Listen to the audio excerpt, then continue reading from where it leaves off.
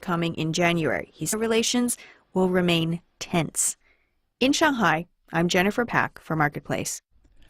And the FDA late yesterday approved Lucira Health's test kit for COVID, where people can check at home without having to send out the samples, swizzle the swab in a little vessel, stick it in the handy unit, and an LED light glows, ready, done, positive or negative, 30 minutes. This could take pressure off overburdened COVID testing facilities, but there's concern if people test positive at home, public health authorities may never know.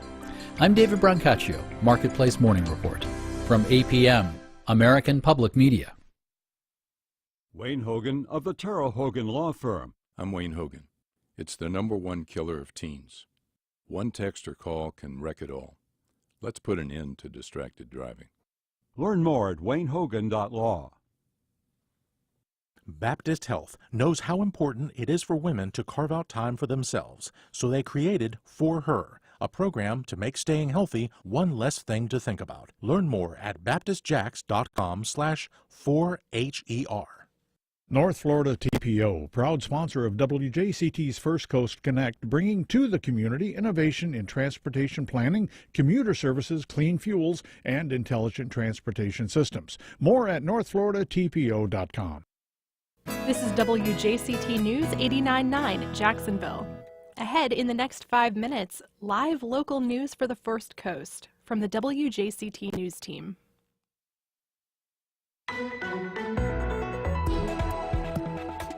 The eyes of the political world turn to Georgia. I'm Melissa Ross, and just ahead this hour on First Coast Connect, Georgia is finishing up its audit of its election results today as 2 Senate runoffs in the Peachtree State take on enormous importance. We'll speak with Tia Mitchell of the Atlanta Journal-Constitution about all the political action in the Peachtree State right now. That's just ahead. Then later. They're looking to see whether the saliva test is going to be as accurate as the traditional nasal PCR COVID test. Could a saliva test be accurate in detecting COVID-19?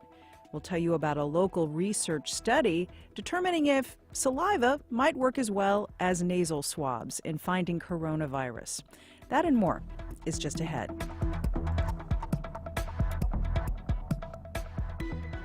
After the day's news. Live from NPR News, I'm Corva Coleman. The Food and Drug Administration has approved the first coronavirus test that people can completely use at home. NPR's Rob Stein has details.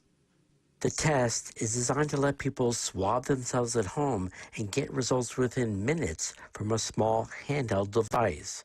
Until now, people had to go to a doctor's office, clinic, hospital, or some other site to get a sample collected, or mail off a sample they collect at home to a lab to get analyzed.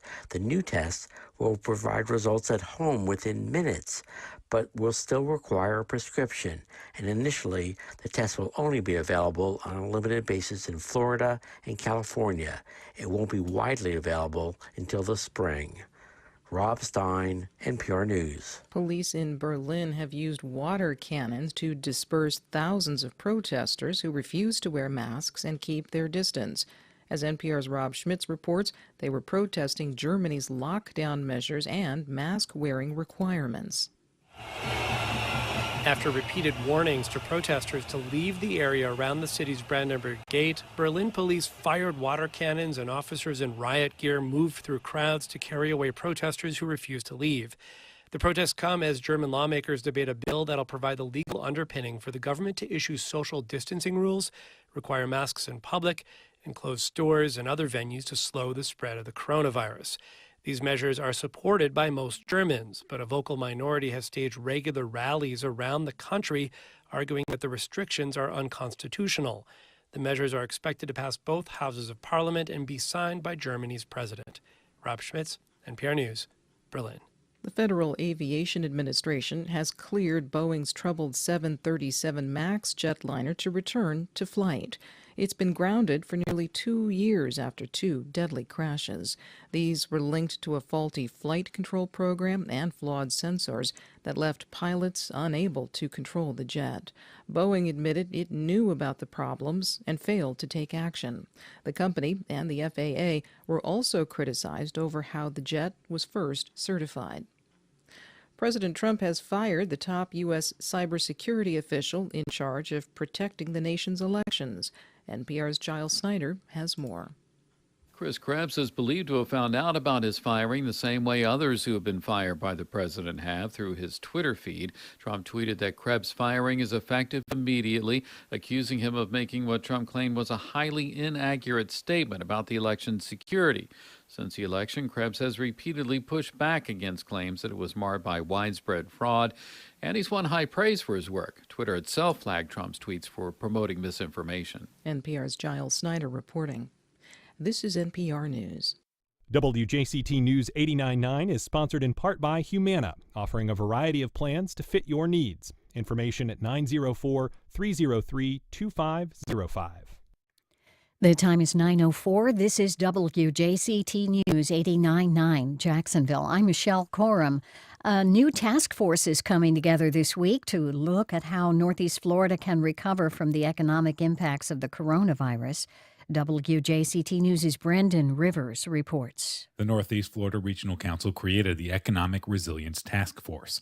Sean Lahav, the Regional Council's resiliency coordinator, says the task force will try to identify public policy solutions to COVID-related economic losses. Following this recovery process, the task force will expand its scope to address a wide array of hazards that might have an impact on the regional economy moving into the future, ranging from hurricanes and sea level rise to food insecurity and affordable housing. The task force's members include business leaders, elected officials, and medical professionals from 7 counties. It's made possible with $400,000 in federal funding as part of the CARES Act. Brendan Rivers, WJCT News 89.9. A list of the task force's members is with this story at WJCT.org. And more news anytime at WJCT.org and on the WJCT app. It's 55 degrees here in downtown Jacksonville. Today's going to be sunny and breezy in the mid-60s, down to 52 tonight. For Thursday, a 40% chance of rain. This is WJCT News. Support for NPR comes from NPR stations. Other contributors include Charles Schwab.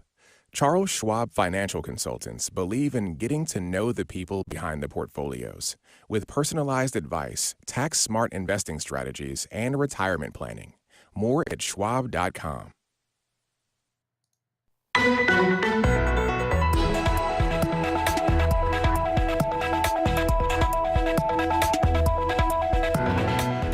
The eyes of the political world turn to the Peachtree State. Good morning. We're live from Studio 5. I'm Melissa Ross, and this is First Coast Connect. Thanks for listening.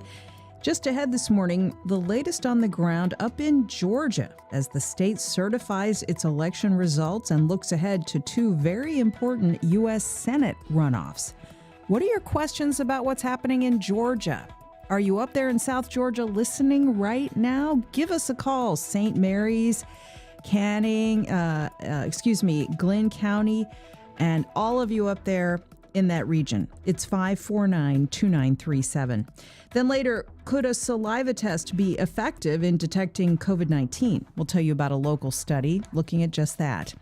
But first this hour, here is the latest on the pandemic. Florida's number of hospitalizations due to COVID-19 kept rising Tuesday. There are now 3,369 patients in hospitals across the state with a primary diagnosis of COVID. That is a big jump from this time last month. The death toll around the state rose by 86 people overnight as well. We say this every morning and we'll say it again right now. The coronavirus continues to spread basically uncontrolled all over the nation and in Florida. Positive cases and hospitalizations are on the rise. So please continue to mask, socially distance, and avoid large groups. All right, let's get to the other big story of the morning. Georgia is on schedule to finish its audit of the presidential election later today and certify results there by Friday. That, according to election officials in the Peachtree State. They say no major discrepancies have been found in a hand count of ballots there after President-elect Joe Biden narrowly won the state and flipped it from red to blue. Now, Georgia is required by law to certify by Friday. That would thwart a long shot effort by President Trump to delay certification and potentially try to overturn the results of the state's ballots through the Electoral College. The president has repeatedly made unfounded allegations of fraud following his election defeat on November 3rd. His campaign has launched legal challenges in multiple states trying to prevent the certification of results. Now, at the same time, a couple of closely watched runoff elections for the U.S. Senate will happen in the new year in Georgia, and the result of those runoffs will determine whether President-elect Biden has the ability to enact an ambitious agenda for the country or whether the Senate will block him. So Georgia is at the center of things today. Tia Mitchell is Washington correspondent for the Atlanta Journal-Constitution, and she's on the line right now. Hi, Tia. Hey, how you doing? It's so good to hear your voice, and of course, people in Jacksonville well remember you from your time working for the Florida Times Union. So it's good to have you on the show. What are your questions, everyone, about Georgia, the vote recount there, and the Senate runoffs? It's 549-2937. Give us a call. Emails to firstcoastconnect@wjct.org. Tweets to @MelissaInJax. Our Facebook page is open too. So, Tia, what's the latest on Georgia's audit of the election results? Well, as you mentioned, the audit is the counties face a deadline of basically midnight tonight, Wednesday, and most of the larger counties are done. And so even though I was doubtful that all 159 Georgia counties could meet that deadline, they had about 5 days to get it done. They got it done, it looks like. So it looks like the recount will be wrapping up tonight. However, the state has made it clear that the recount will not replace the unofficial voting results that were tabulated based on the machines in the regular election day process. So the recount won't change the results. Is the recount expected to move the numbers a little bit one way or the other towards President Trump or President-elect Biden? Yes, so far. And it's interesting, the recount has found some votes that were not counted properly. That has changed the margin, but those are votes that will be counted as a part of the official tally because they were votes that were not counted. So that has changed the margin it went from about 14,000 that Joe Biden was ahead to now about 13,000. However, the recount itself, which is smaller margins, a vote here, a vote there, those differences will not be tabulated. So again, there are some new differences in the official vote count. Again, because Georgia's system, for those of you who, like me, used to vote in Jacksonville and you're used to marking a paper ballot and the ballot says what it says, it's a lot more complicated in Georgia. They have touch screens and computers and memory cards. And so there are a lot more touch points for error in Georgia. Give us a call, Georgia and Florida. It's 549-2937. Okay, so Tia, the Secretary of State in Georgia, Brad Raffensperger is his name. He's also a lifelong Republican.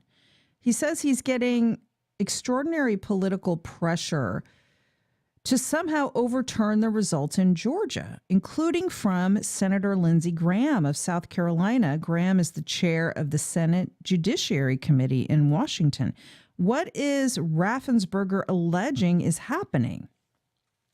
Yeah, it's really interesting. Raffensperger, initially it was,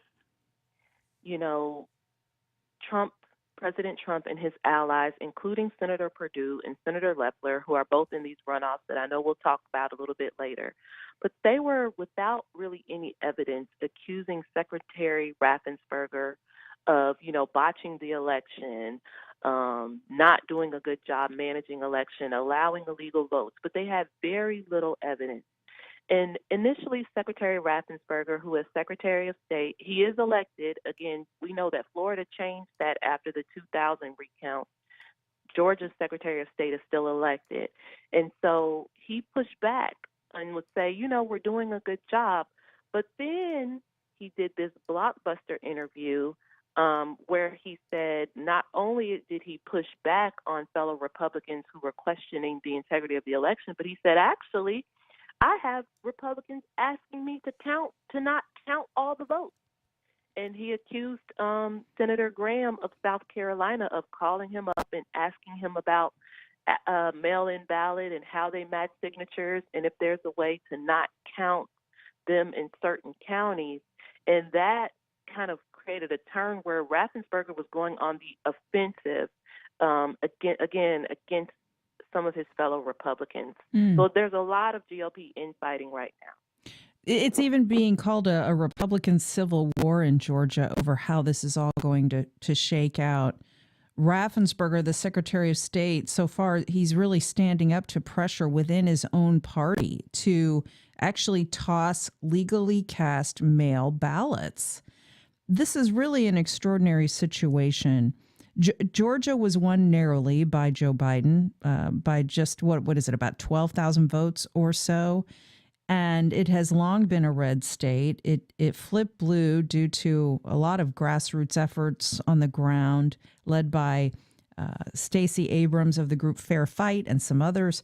Heavy turnout in Atlanta, but also in Savannah, and slightly bluer cast of counties in spots around Georgia, including a slightly bluer tilt in the counties in our listening area in South Georgia.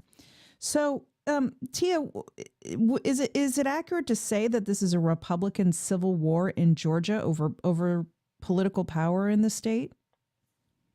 I think it's a Trump-led Republican offense, and because Republicans control Georgia's government, all three branches of the, they control the House, the Senate, all statewide offices. So it's a Trump offensive, but right now, because it happens that Georgia is controlled by Republicans, they are going on the offense against fellow Republicans. But I don't think it's the party. I think it's President Trump and those who are so loyal to him, they will burn any and everything down at any cost, including fellow Republicans. The question is, what happens after this current moment is over? And that question also is about where does President Trump go when all of this is over? If he remains, as many of us suspect, a very visible and prominent voice in the Republican Party, then there will always be these divisions because there are Republicans who will do whatever President Trump asks of them because they believe his support and his base is that important to their political futures. And that, in a state like Georgia, will put them at odds of other Republicans who aren't willing to go that far, who say, undermining the integrity of an election process led by Republicans, that's a step too far, and we're going to stand up to that. But that is not a universal position for some of Georgia's most prominent Republicans. Let's go to your calls now as we speak with Tia Mitchell. She's Washington correspondent for the Atlanta Journal-Constitution. What are your questions about the election results in Georgia? It's 549-2937. Paul is on the south side, here on the Florida side of the line. Hey, Paul, good morning. Good morning. Regardless of the outcome of Georgia, the election and the Electoral College will have gone to Biden. And I think the major issue is if Lindsey Graham, in fact, encouraged the Secretary of State in Georgia to discard valid ballots, that's the problem that we should be focusing on.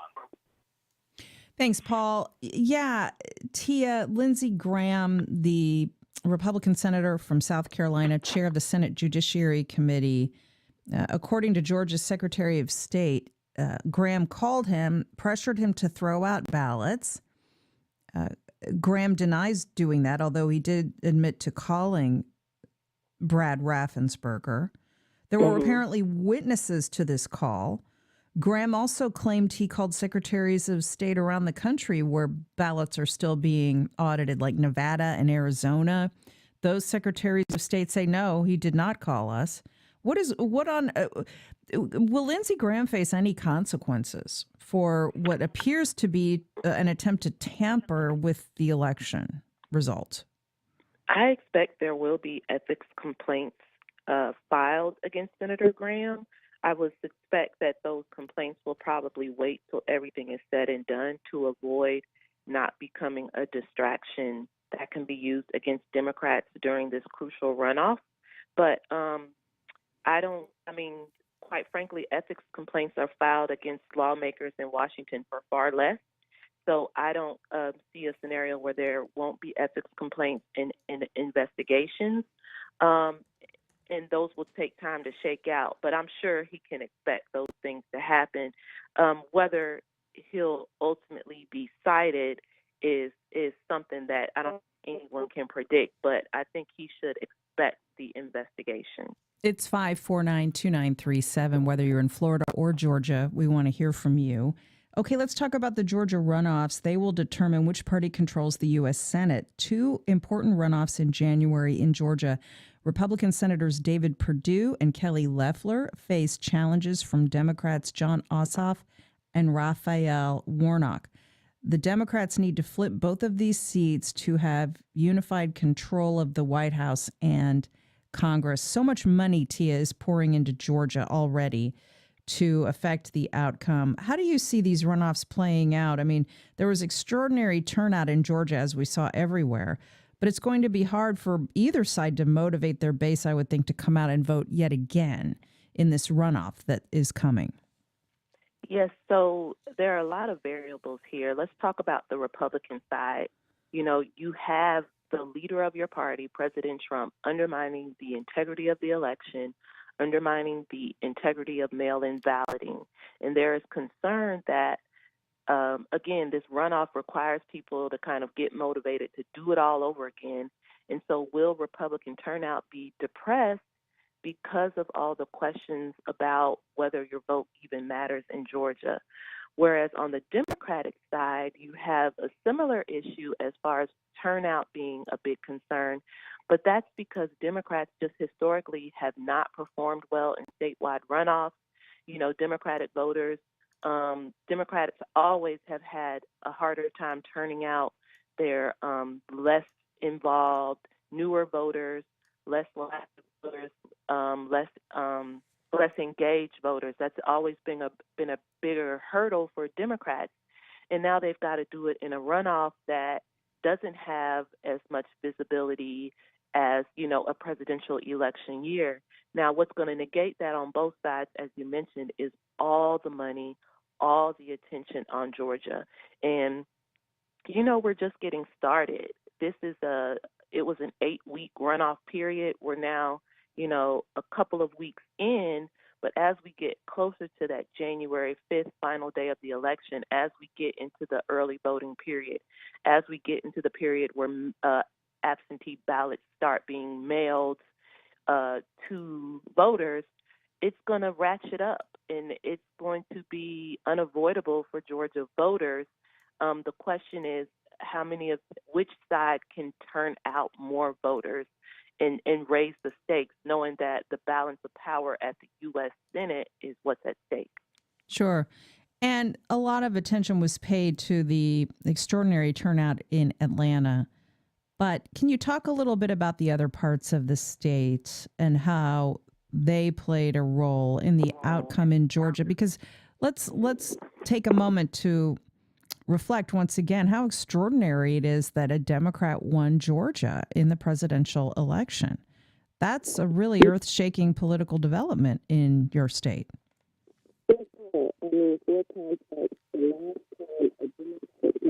We're having trouble hearing you, Tia. We're having trouble hearing you.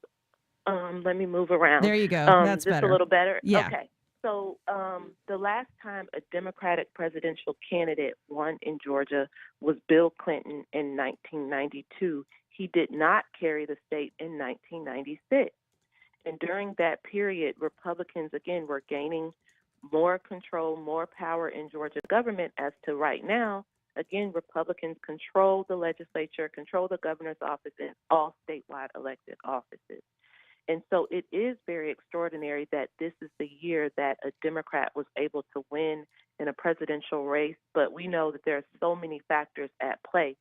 You asked about turnout. So in Georgia, of course, statewide, Georgia became bluer, but in Atlanta suburbs became bluer. And then in Savannah, in some of the surrounding counties in Savannah became much bluer. And that has really helped. College-educated white people really soured on President Trump. You know, older voters soured on President Trump partially because of the coronavirus pandemic. And then the other thing at play is Georgia is becoming a more diverse state. As the state grows, new people are moving in. There are more people of color. There are younger people, and those people tend to vote Democratic more often. And so all these demographic shifts, as well as, again, not necessarily demographic shifts, but just college-educated white voters voting for Biden in bigger numbers, contributed to his win in the state. We're speaking with Tia Mitchell of the Atlanta Journal-Constitution. She's their Washington correspondent, bringing us up to date on everything happening in Georgia as the state is expected to finish its audit of the presidential election today, certify its results by Friday. It's expected the electoral votes for Georgia will go to President-elect Joe Biden, despite what the Secretary of State in Georgia says has been extraordinary pressure on him to somehow overturn the results.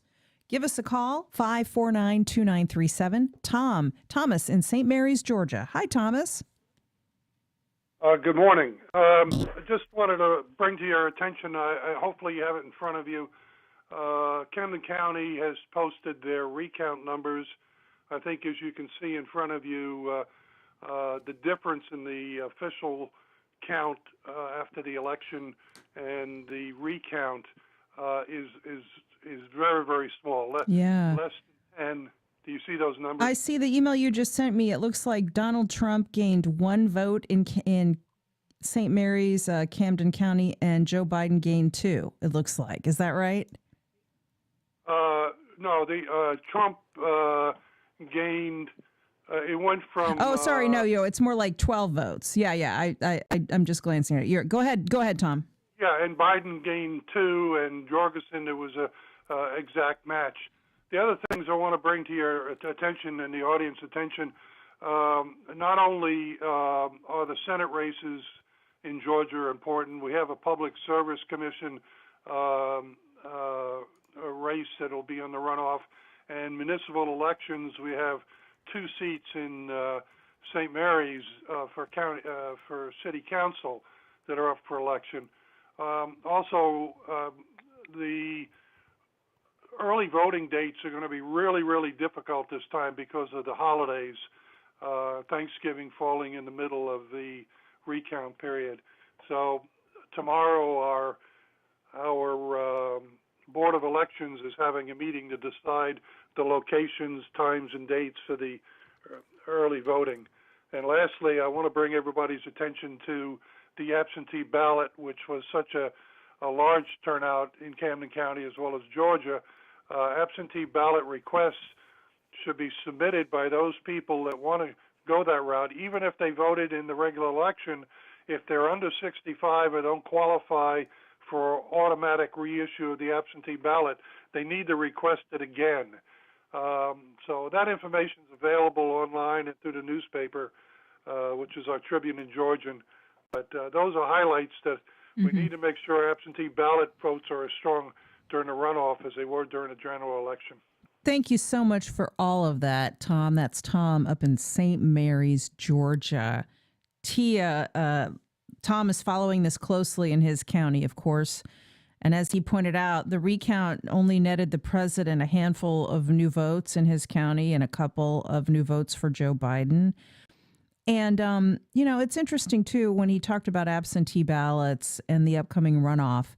People will still want to vote absentee in January in the Senate runoffs in Georgia.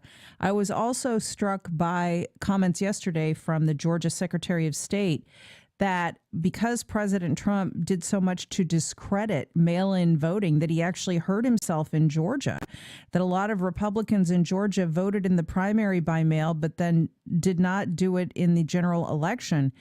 The Secretary of State there, Mr. Raffensperger, thinks Donald Trump could have won Georgia if he had not tried to discredit mail-in voting. Yeah, he said there were, I think, about 24,000 Republicans who just didn't vote at all in the general election.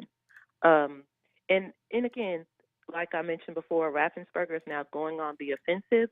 I think we need to take anything he says with a grain of salt, because we have to, and I'm not saying he's not telling the truth, but, you know, he's giving his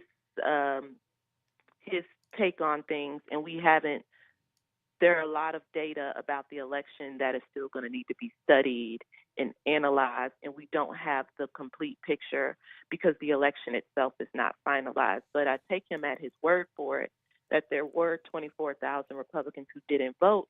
And again, if we think that most of those Republicans would have voted for Donald Trump, then yes, we know 24,000 would have put him over the edge. Well, given that we're all wary of the pandemic, we're all ready to move on from the election, what else do you expect to come out of this? On Friday, Georgia will almost certainly certify its results. But, you know, there are still efforts around the country to delay certification of electors and somehow keep President Trump in the White House despite the clear results that we've seen. Last night in Wayne County, Michigan, the county that encompasses Detroit, there was this dust-up where a couple of members of the Wayne County Canvassing Board initially refused to certify the results.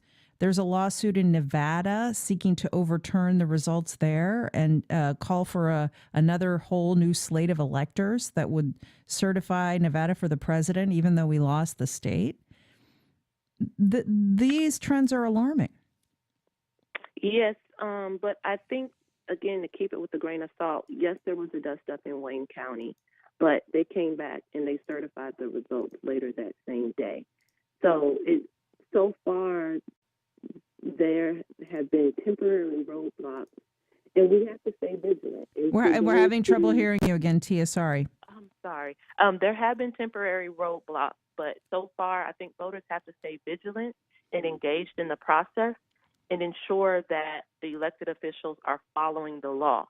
You know, our democracy cannot work if we make decisions based on partisanship. We have to make decisions based on what is the law, what are the facts. So in a state like Georgia, even though we have Republicans in charge, if they follow the law, Joe Biden has won in Georgia. There has now been a statewide recount by hand there, and Joe Biden has still won in Georgia. And so, so far, most states have indicated they are willing to, well, all states so far have indicated they are willing to follow the law. They are hearing President Trump out when there are legal challenges. Those challenges just haven't gone anywhere. They've fallen apart very quickly, as a matter of fact. So we do think that Georgia will certify the election on Friday. Again, we have Secretary Raffensperger, who has indicated that so far, even the members of the General Assembly, which are Republicans that lead the General Assembly in Georgia, even those who have said, you know, President Trump should be able to make whatever challenges he wants to make, have not said that they don't believe the results should be certified. So we're hoping that, again, everything continues to go relatively smoothly. As the process grinds on, I do want to make note of the fact that a new Reuters Ipsos opinion poll finds today that about half of all Republicans believe President Trump rightfully won the U.S. election, but that it was stolen from him by widespread voter fraud that favored President-elect Biden. This is simply not true. It's just not true. It's not true, and it's based on misinformation that is coming not only from President Trump, but from his allies like Senator Loeffler and Senator Perdue in Georgia, and it's also coming from far-right media companies that have a financial stake in sowing misinformation and kind of keeping their listeners and readers indoctrinated to the Trump way that isn't always based in truth. And it's interesting because now we're seeing that split where Fox News, even though we've known Fox News to support President Trump, they decided there was a line that this media organization would not cross, and now Fox News is on the out. And there are other media organizations that are willing to cross that line and go even further to back up the misinformation being peddled by President Trump. And so that's, again, another reminder to your listeners and all those who deal in truth and facts. You have to watch your sources, consider your sources, and value those sources that deal in truth and facts, because too many Republican voters have been indoctrinated with propaganda that is not rooted in fact. So good to have you on the show. She's Tia Mitchell, Washington correspondent for the Atlanta Journal-Constitution. Tia, thanks so much. Thank you. And much more still ahead. Meanwhile, later in the hour, we'll tell you how Beaches Go Green is decking the chairs out at the beaches this holiday season with an environmental message. That's later in the hour. But up next. And they're looking to see whether the saliva test is going to be as accurate as the traditional nasal PCR COVID test. Could a saliva test actually be accurate in diagnosing COVID-19? A local study aims to find out. We'll be right back.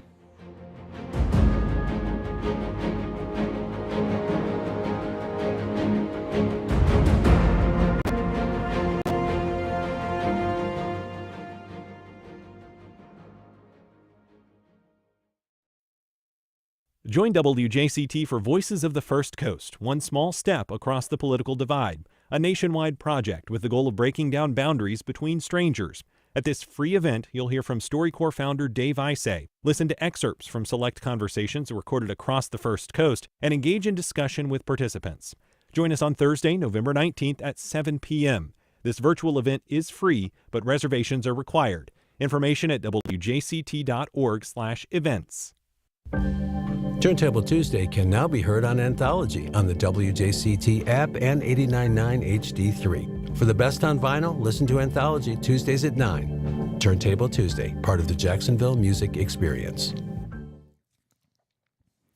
Welcome back. Well, the local company Telescope Health is getting into some intriguing new FDA research around COVID testing.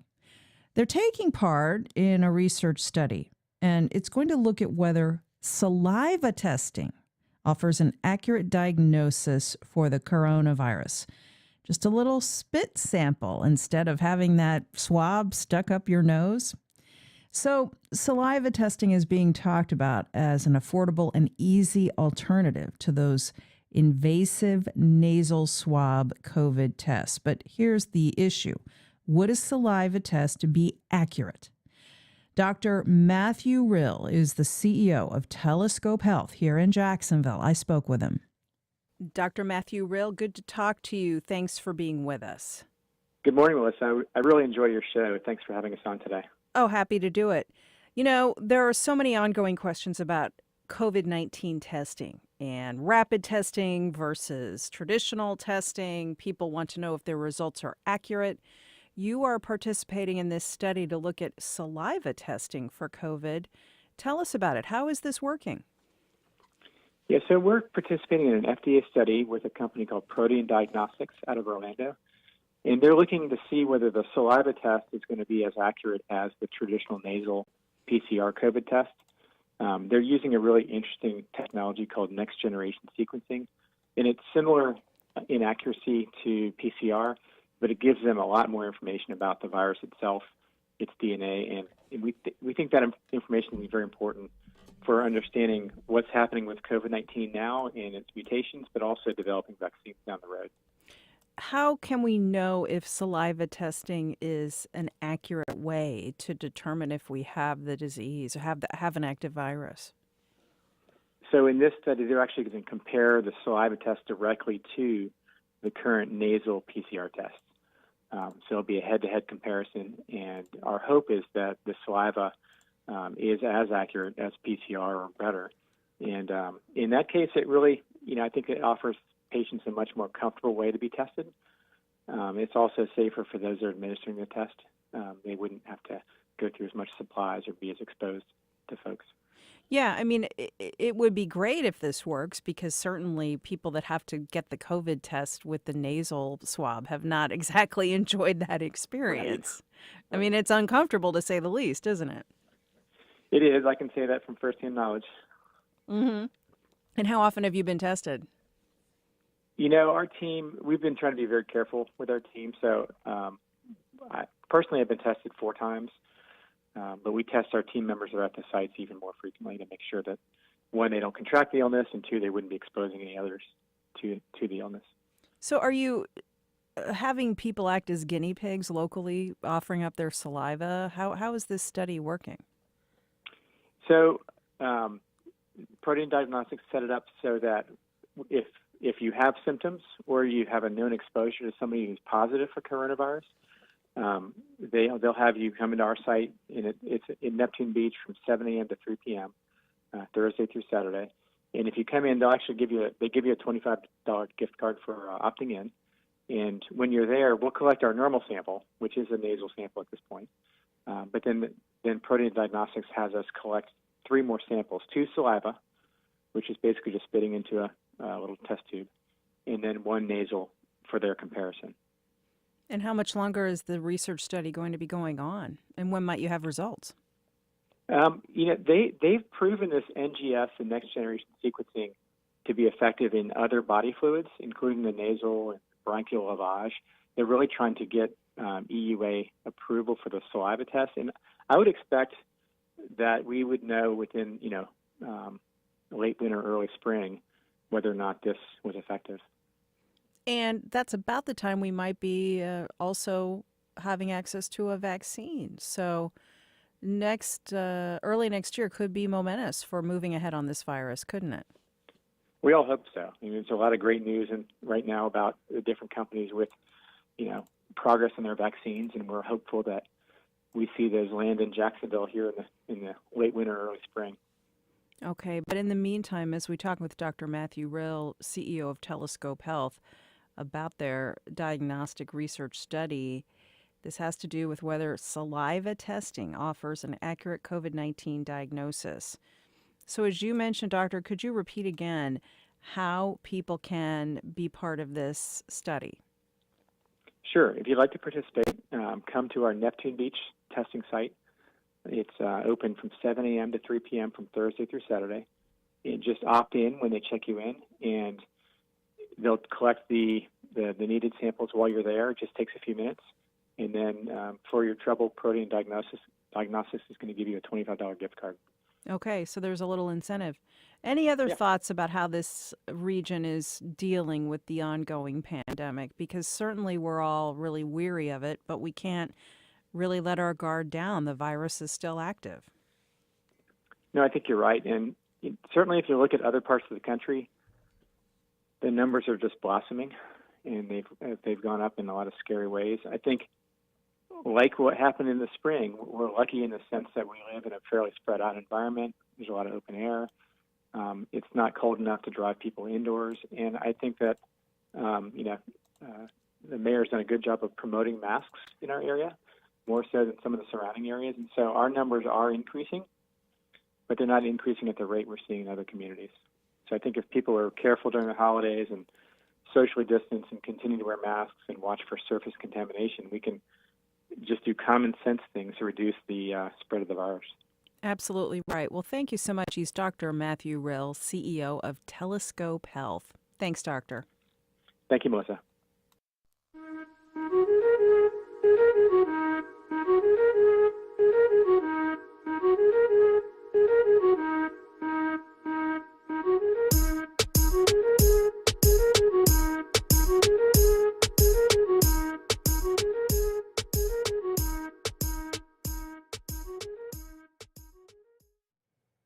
All right, time now for a little pop of positive in your midweek. It's our What's Good Wednesdays, where we highlight people and organizations doing good things in this challenging time, this challenging year of 2020. We've got a lot on our menu right now, so let's get into it. Beginning with the newly named Cathedral District in downtown Jacksonville. They have been flexing like crazy the last couple of years. Now, the Cathedral District celebrates the gorgeous and historic cathedrals clustered together in the city's urban core. And they are lighting them up once again this season with Christmas in the Cathedral District, Let There Be Light. Now, last year's celebration featured cathedral tours, a holiday market, live music. But because of the pandemic, this time around, what they're asking us to do is take part in a drive-through event that will showcase 5 historic downtown churches. This is happening every evening throughout the holiday season. The Basilica of the Immaculate Conception, First Presbyterian Church of Jax, First United Methodist Church, Historic Mount Zion AME Church, and St. John's Episcopal Cathedral will all be lit up like a disco ball. It's part of a driving tour you can do any night you want, and it includes more than 100 lit-up trees and other landmark buildings as well. This nightly light show, we're told, will be visible from all downtown bridges and I-95. Heck, you might even be able to see it from space, for all we know. There's even a green team using LED lighting with help from JEA to make this whole effort energy efficient. We see you, Cathedral District. We'll be having a guest on the show next week to tell us more about Let There Be Light. Going to be beautiful. Well, a beloved local tradition continues this year. It's Empty Bowls, sponsored by Feeding Northeast Florida. This is digital, virtual. So just go to jacksemptybowls.com and support Empty Bowls, because what they do is work to raise awareness of food insecurity on the First Coast and beyond. This runs through Giving Tuesday. You can buy locally made ceramic bowls to support the effort and support Feeding Northeast Florida. Again, jacksemptybowls.com. And how about this? After you pick up a bowl, you can also pick up a tree, and the trees are free. That's right. Greenscape of Jacksonville is holding its much-loved annual tree giveaway this weekend at the Prime Osborne Convention Center. This year, you can also bring documents to shred. Now, this is a drive-through event, too, and be advised, it is definitely first come, first served to pick up a gorgeous 3-gallon container tree. I spoke about it with Anna Dooley, Executive Director of Greenscape of Jacksonville. This is a drive-through event. No one gets out of their cars. As people pull in, they will receive a menu, a tree menu, and they can see all of the different species that we're offering, and then they'll be able to take them home. We have 9 different species this year, beautiful crepe myrtles. We'll have liva, magnolias, red maples, and fringe trees, hollies, bald cypress, and special purchase of redbud.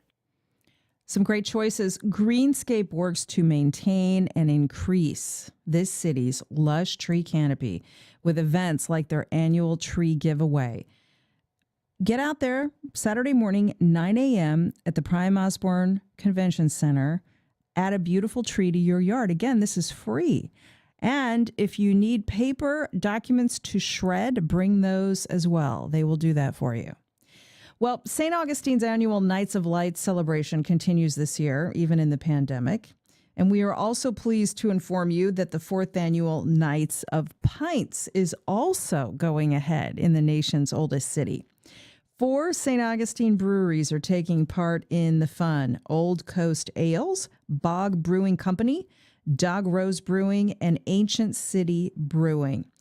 What you do is you buy a special commemorative T-shirt at any one of these breweries, and then you get a punch card, and it's good for 1 free pint at any of the listed watering holes through January 31st. You can check it out at facebook.com/Nights of Pints. So when you check out the lights, you can also pick up a pint. Speaking of delicious and locally made craft brews, make sure to listen to tomorrow's show as we celebrate 10 years of tasty suds in the Jacksonville urban core, along with powerful local economic development. Yes, Intuition Ale Works is celebrating its 10th anniversary in downtown Jacksonville this month. They have been pouring it out throughout this challenging pandemic.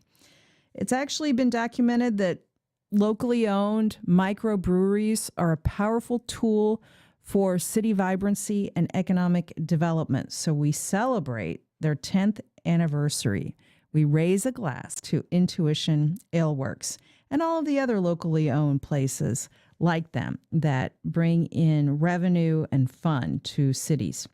Now, if you've got some good news you'd like us to add to our weekly menu, we want to hear it. Just email us at firstcoastconnect@wjct.org. And subscribe to What's Good Wednesday. It's our free weekly e-newsletter highlighting the positive in this pandemic and recession. If you want to subscribe, that's also on our website.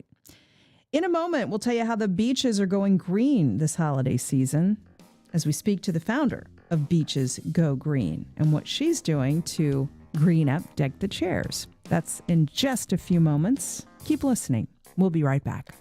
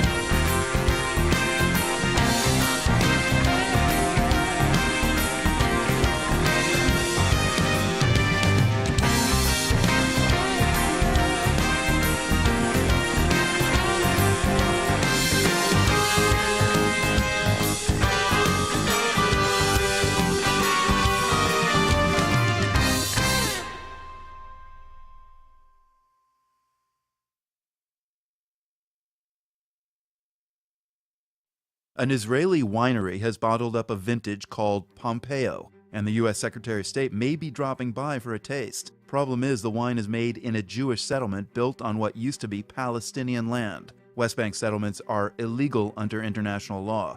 Israelis and Palestinians watch as Mike Pompeo considers a bold move as brash as his namesake Cabernet. It's on the World. This afternoon at 3, here on WJCT News 89.9. I'm Tanya Mosley. As eviction moratoriums expire, renters and homeowners are facing new economic challenges. Former Obama HUD official Diane Yentl joins us to talk about the housing crisis, her hopes for the Biden administration, and whether she might be a part of it. That's next time on Here and Now. Today at 2 on WJCT News 89.9.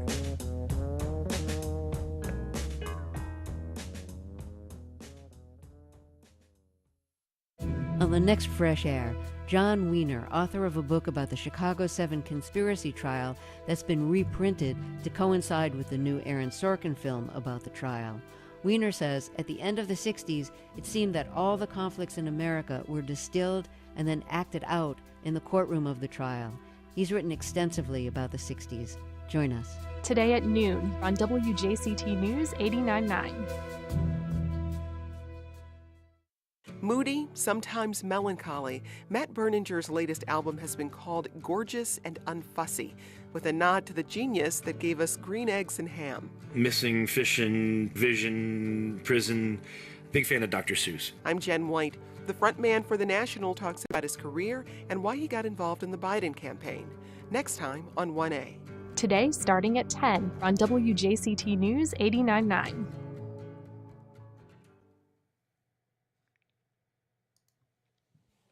Welcome back. A large single-use plastic installation will be part of Deck the Chairs at the beaches this season. Anne-Marie Moquin is the founder of Beaches Go Green. I spoke with her.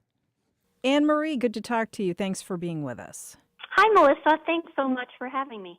Good to talk about Beaches Go Green because you're very busy right now, beginning with a big exhibit you're going to be doing at Deck the Chairs, which is a beloved holiday tradition in Jacksonville Beach. Now, this sounds interesting. You're doing a plastic art installation, single-use plastic art installation. Is that right? Yes. This will be our third year at Deck the Chairs. Our Beaches Go Green single-use plastic art installation, we call it the Octopus Garden. is a massive installation. We have 2 of our jellyfish coming back also from previous years. And we have an octopus with 4 tentacles showing, and the arms are covered in 15,318 single-use plastic bottles. And the fabric on the head of the octopus is called Reprieve, and it's made 90% of single-use plastic bottles. So we're really trying to make something beautiful out of something that's not so beautiful. Yeah. And also educate the public about using less of single-use plastic products too, right? Absolutely. A big part of our display is education. That's the whole mission and goal of Beaches Go Green, to create awareness around all of the waste that we produce and how it's impacting the planet. And I think when people see how the single-use plastic that we use in our convenience-based lifestyle really adds up, and it can take hundreds of years to break up into microplastics, it really makes you stop and think about your habits. Yeah. We all can do a much better job with this. And so education is important. You have really made inroads into local schools, both elementary and high schools. What are you doing with students to raise awareness about single-use plastics? So we currently have 3 school clubs. We have 2 at the high school level. One is at Ponte Vedra High School, and the other is Nice High School. And then we just launched one at Fletcher Middle School. And the whole goal of the high school and middle school clubs is to teach the kids the fundamentals of plastic pollution and how our waste impacts the planet, and then get them to teach younger students. So due to COVID, we aren't able to go into other schools. So this year we launched a really exciting program. They're youth education mini videos, and most of the content is created by our high schoolers and other volunteers. They're fun, they're quick videos, they're educational, and I hope that it'll keep being environmentally friendly on the forefront of students and other people's mind, rather than it just being for Earth Day. This is so important because people under the age of 20 are going to bear the brunt of the impacts of the poor decisions people our age have made when it comes to the environment. So what kind of reactions are you getting from the students about all of this? They're really surprised when they hear the statistics, and especially when you start talking about things like fast fashion, which wastes a lot of the Earth's resources. When you start talking about hidden plastics, that plastic is in chewing gum, or it's in tea bags, or it's in glitter, or wrapping paper. People, and even myself, before I started really researching it, I just didn't know. We just don't know. And so if I can get it on people's radar, then they'll be more educated to make better choices. And that's the same for the students. They're really optimistic that they can make a difference. Yeah, and that's great. And so we can all make a difference by supporting Beaches Go Green. What else can people do to get involved? Well, we have another program I wanted to talk to you about, which is really exciting, and it also impacts the youth.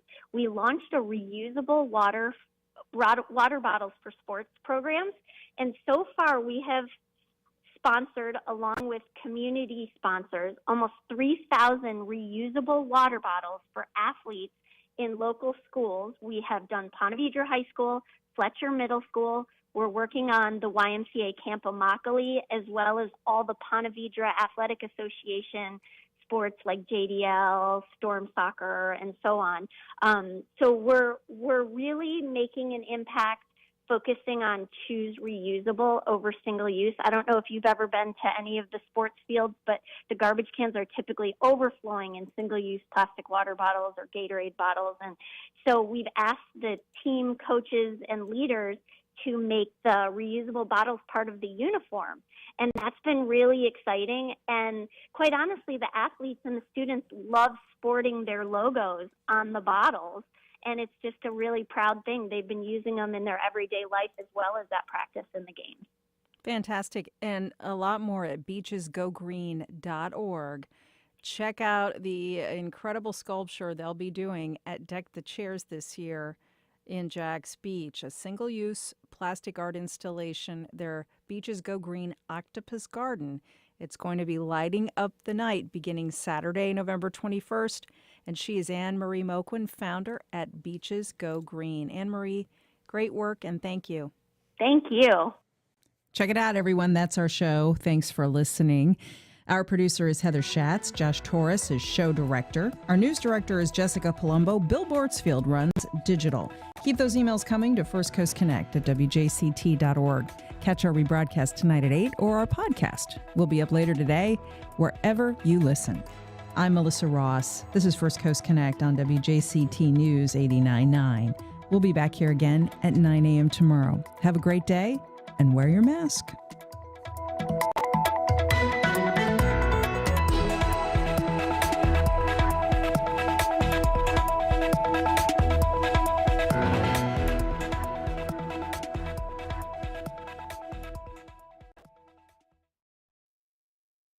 Support for First Coast Connect is provided by Baptist Health and the North Florida TPO.